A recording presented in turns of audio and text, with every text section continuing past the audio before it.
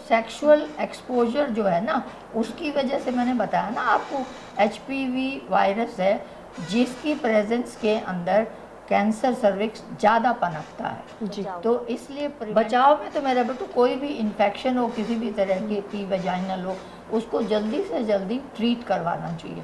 और अगर अननेसेसरी हमें निरोध का इस्तेमाल ज़्यादा करना चाहिए, तो जिससे क्योंकि सीमन जो है वो हमारा एक तरीके से ह्यूमन पैपिलोमा वायरस जो है वो इसी तरीके से हमें आता है, और उसकी वजह से उसकी प्रेजेंस में कैंसर सर्विक्स के चांसेस बहुत ज़्यादा बढ़ जाते हैं। तो इसका मतलब इलाज किस तरीके से होता है सर्वाइकल कैंसर का? सर्वाइकल कैंसर का मेरा बेटू सबसे पहले तो देखो प्रिवेंशन होगा।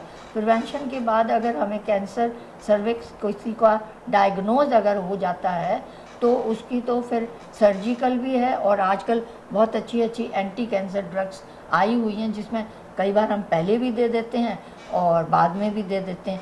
और इवन टू दिस एक्सटेंट अगर हमें ज़्यादा ज़रूरत पड़ती है तो रेडियोथेरेपी वगैरह भी काफ़ी अच्छे हॉस्पिटल्स हैं बड़े बड़े मेडिकल कॉलेजेस में, जिसकी सुविधा सभी जगह हो गई है। सर्जरी जो है वो इसकी थोड़ी सी एक्सटेंसिव सर्जरी होती है, डिफ़िकल्ट होती है। जितनी जल्दी हमें पता लग जाए स्टेज 1 और 2 में सर्जरी पॉसिबल हो सकती है, उसके बाद तो फिर रेडियोथेरेपी और कीमोथेरेपी ही हमारा ट्रीटमेंट है।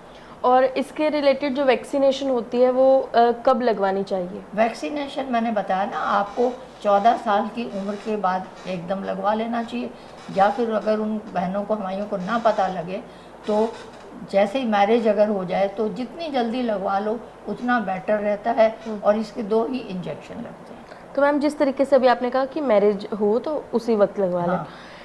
जो वो सेक्सुअल एक्सपोजर जो है ना, उसकी वजह से मैंने बताया ना आपको, एचपीवी वायरस है जिसकी प्रेजेंस के अंदर कैंसर सर्विक्स ज़्यादा पनपता है जी। तो इसलिए प्रिवेंशन जो है वो एचपीवी वायरस की प्रिवेंशन होएगी, तो इसलिए उसके चांसेस जो हैं, इंसिडेंस जो है उसका कम हो जाएगा। तो मैम जिस तरीके से आपने अभी मैरिज की बात की, तो गर्ल्स जो होती हैं मैरिज से पहले उन्हें प्रॉपर चेकअप अपना करवाना चाहिए या नहीं, और किस तरीके का चेकअप करवाना चाहिए?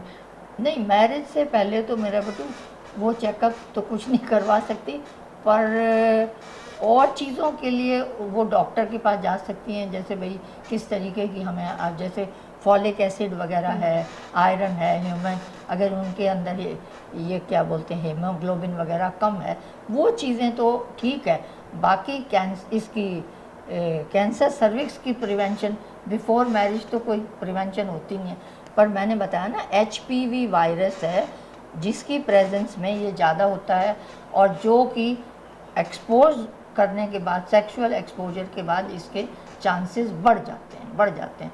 तो आपके सेक्सुअल पार्टनर्स भी सिंगल रहे, बेटर रहता है।